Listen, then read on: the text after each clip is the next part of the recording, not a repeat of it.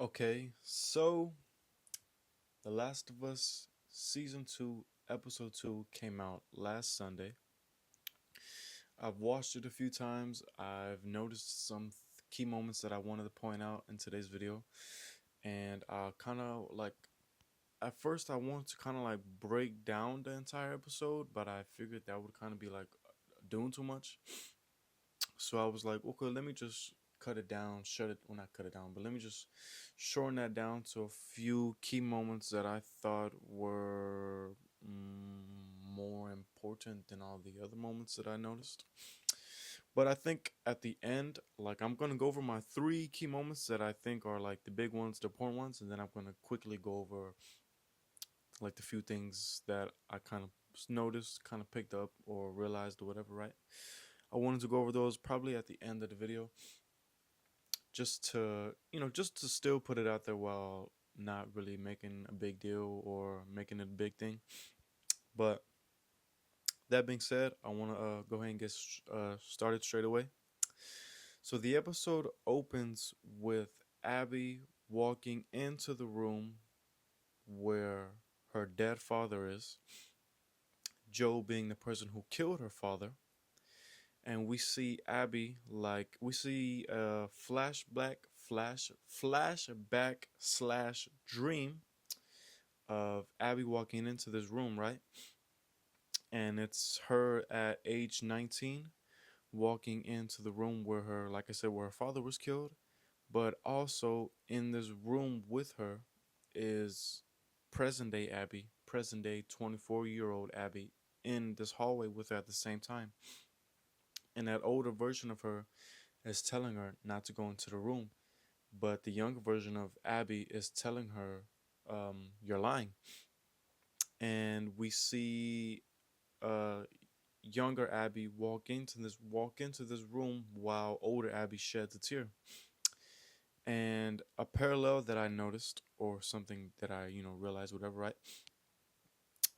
So Abby in this moment is 19 years old, and she's gonna walk into this room that's gonna forever change her life, forever change her life, and it's gonna alter the trajectory of which her life was in which her life was originally on, but now it's gonna change direction to go down this other path, right? And we know that path was a 5-year path of revenge to avenge her father's death, right? So she goes on this 5-year path of revenge to kill Joe, and that's how the episode opens up. The episode opens up with this moment, which I think was like beautiful writing or whatever, right? The episode opens up with Abby walking into the room, seeing her dead father, and that being what changes her life forever. And the episode ends with Ellie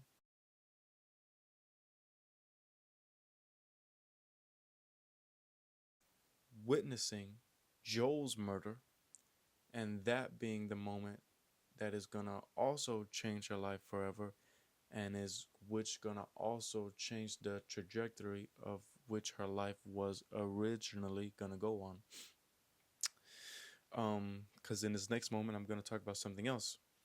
But you know, allegedly or supposedly, or what is left to theorize was Ellie's life was gonna get better, and Ellie's relationship with Joe was gonna get better. But that gets all taken from her, and now she's set on this new path, a path that Abby's gonna send her on, and that path is gonna be the exact same path Abby went on, which is one of revenge, right?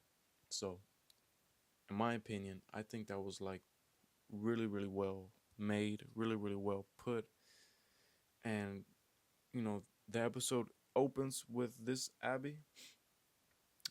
With the episode opens with what made Abby go on this path of revenge, and the episode ends with what is gonna make Ellie go on the exact same path of revenge, right? So to me, that was really cool.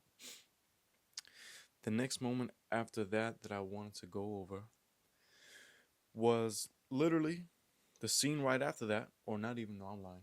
The scene right after that was Abby waking up, right?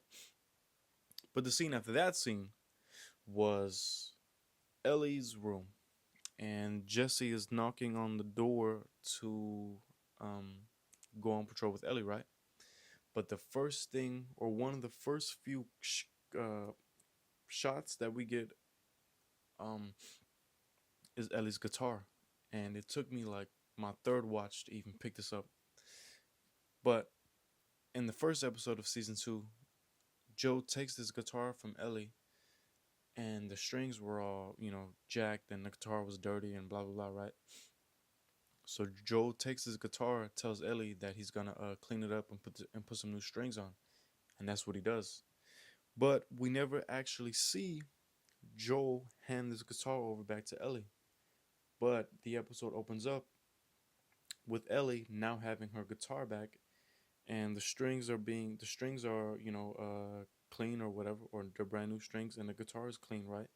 And now it's in the not the middle of her room, but now it's up on a stand.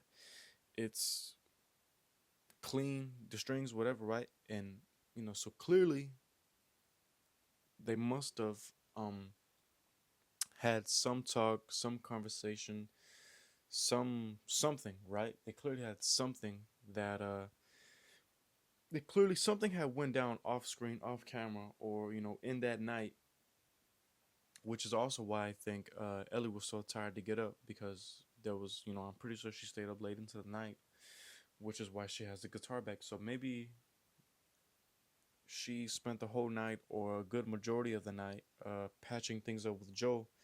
Because later on, after this, we hear Ellie talking about this with Jesse. Ellie's talking about going on patrol with Joel instead of Jesse. So I think that was another key moment. You know, in the game, obviously they talk things through, right? But we don't see that happen on camera. So I'm curious on when they're gonna show that actually in the show. So that was something else.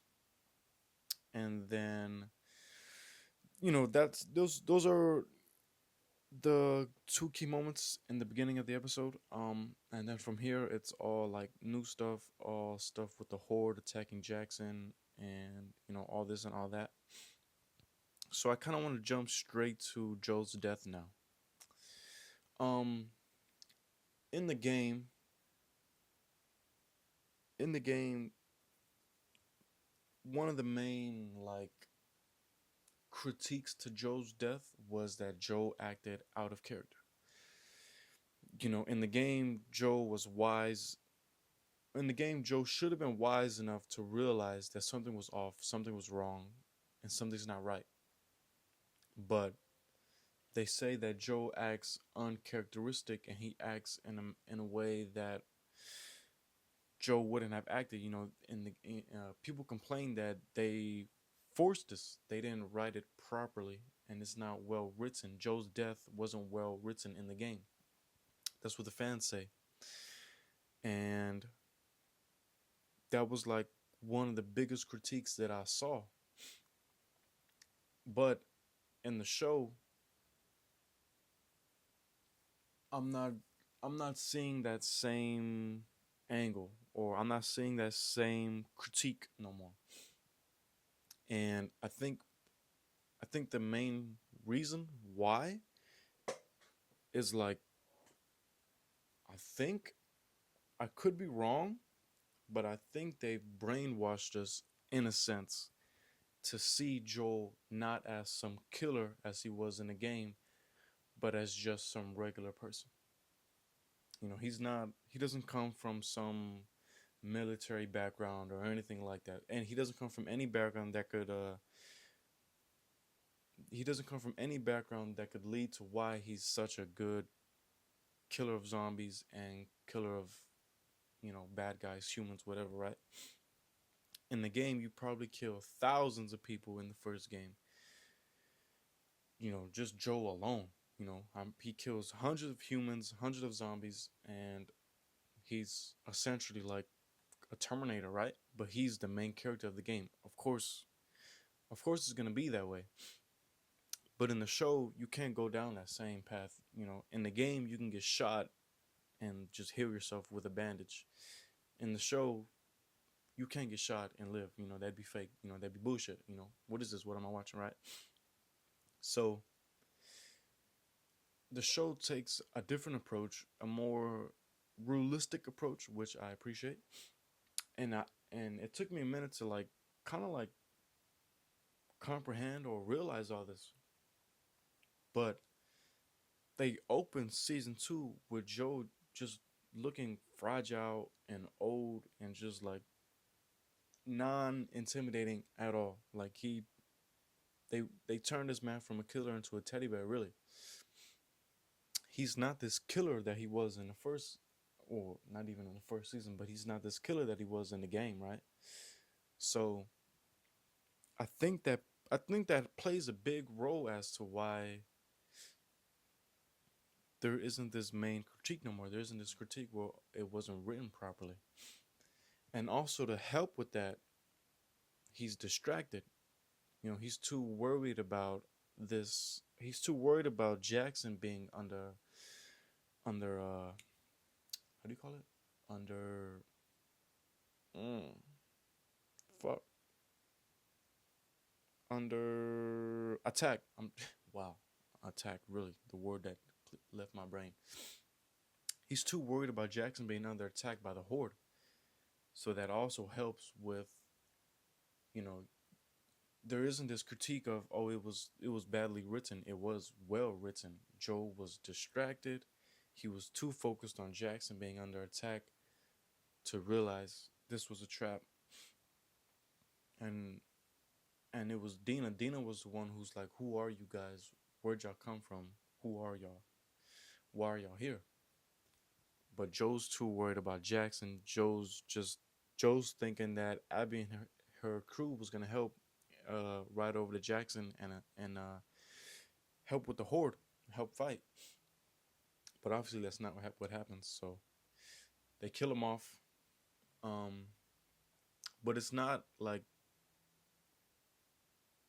it was well writ. You know, it was well written. So that's not, to me it wasn't to me there is no critique. To me you can't say, oh, it was, they forced it or he acted uncharacteristic, because it's, the Joel in the show is, I don't want to say a new character entirely, but he's not the same character from the game, because in the game he was Terminator in a sense, but in the show he's not, he's not that, and it can't be, because it'd be just completely unrealistic. So I think it was well written. There aren't many two complaints for me on his death. And then there's what I said about the opening with Abby, and then there's what I said about Ellie and the guitar, right? So there's gonna be clearly some moments that are clearly some flashbacks that are gonna happen well into this season. But that's that. Those are my three big moments. I guess I can go back to the beginning of the episode to go over those little tiny bits, right? So Jesse knocks on Ellie's garage door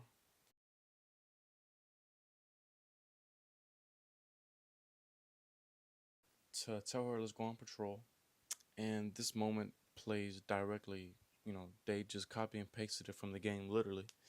But it's cool, and it's like, it's kind of, it's cool, but it's also like, it's not strange. It's not strange at all. But in the first episode, they, like, I don't know, how do I explain that? They kind of split apart the game in a sense, because the patrol that Ellie and Dina goes on in the first episode was the patrol that Ellie and Dina went on in the game, which then led to Joe getting killed. But that's not how it goes down. Ellie and Dina go on that patrol in the first episode, and they come back. The party happens. This is the next day. This is January 1st, 2029, I think. And now, I don't know, like, the way they're chopping this down and cutting it and editing it all together is different, and I'm a fan of it. There is no complaint, but that is what happened. It's like they took this piece, put it there. They took that piece, put it here.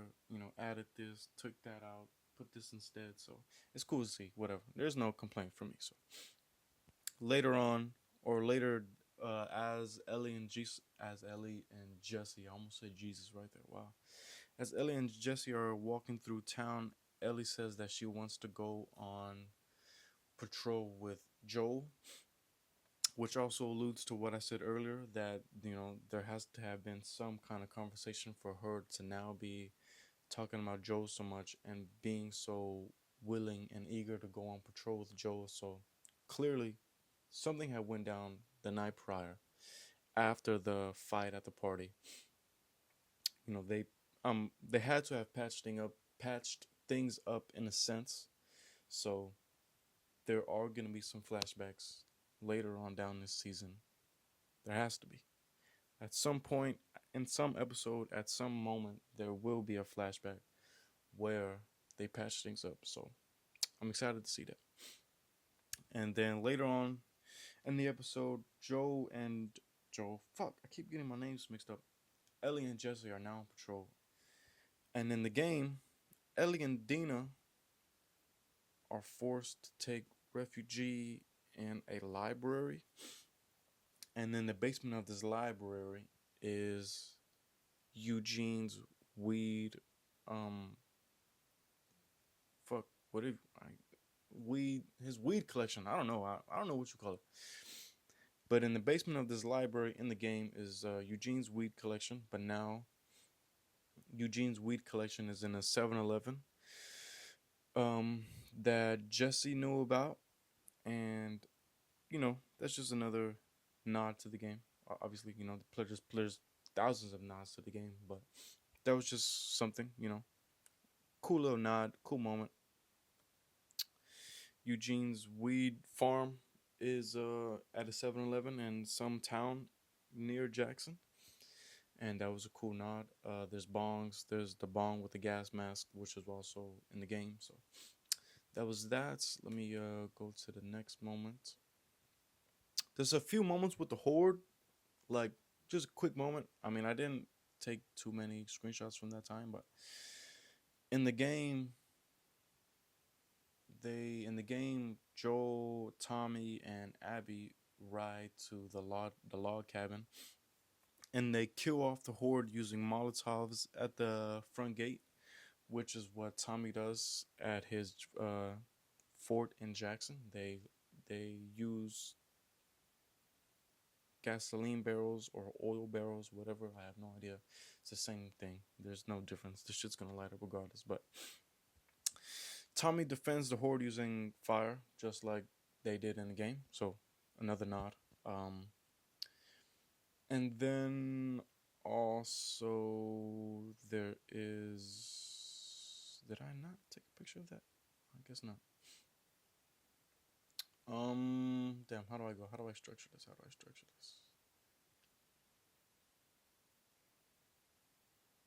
I guess I can structure it from here.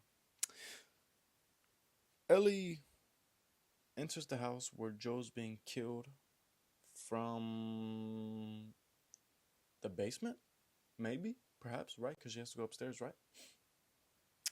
So in the game, Joe's death takes place in the basement, but now in the show, Ellie enters the house through the basement, and she now has to walk up some stairs to enter the room where Joe's been killed, right? But in the game, Ellie enters the house through like an upper level, and she has to walk downstairs to the living room, and then she has to walk downstairs again to the basement to enter the room in which Joe's been killed. So another nod, parallel, whatever, there.